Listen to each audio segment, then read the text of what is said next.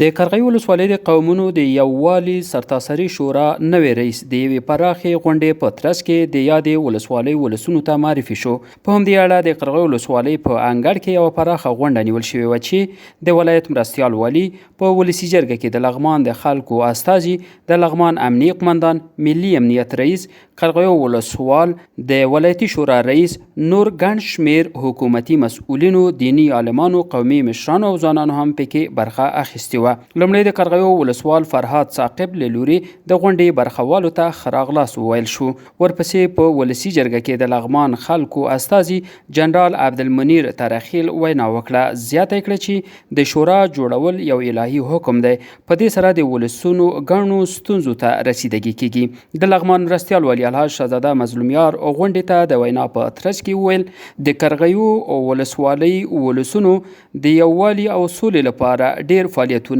کړي او د یادې ولسوالۍ په ولسونو کې دا وړتیا شته چې ګڼې ټولنیزې ستونزې د جرګو او مرکو له لارې حل کړي. مرستیال والي د قرغئ ولسوالۍ د قومونو د سرتاسري شورا په مشرتابه او غړو غږ وکړ چې د یووالي په فضا کې له حکومتي ادارو سره د غیر قانوني کړنو د مخنیوي او په دې مبارزه کې په ګډه کار وکړي. په یاده غونډه کې د لغمان ولایتي شورا رئیس عتیق الله عبدالرحیمزي، امنیي قمندان منظور ستانکزي، د ورزشي کلبونو رئیس احمد شاه صدیقي، د افغانستان د پشهیي ځوانانو د متحدې ټولنې مشر حنیف الله پشهیي او یا شمېر نورو په وار سره ویناوې وکړې.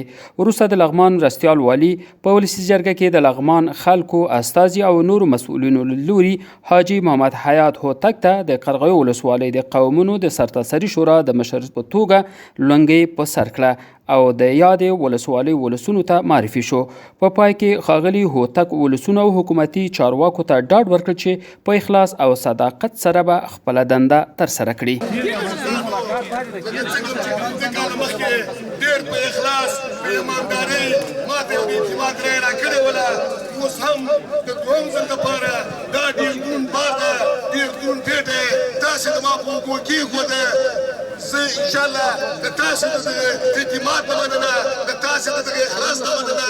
الله تعالی دې ما ته توفیق راکړي چې د لغمان ولایت بیا خاصتا د قرغئ دغه مجاهد ولس ته، دغه قهرمان ولس ته واقعا د ځان یو واقعي خدمتګار جوړ کړم او خدمتونه وکړم.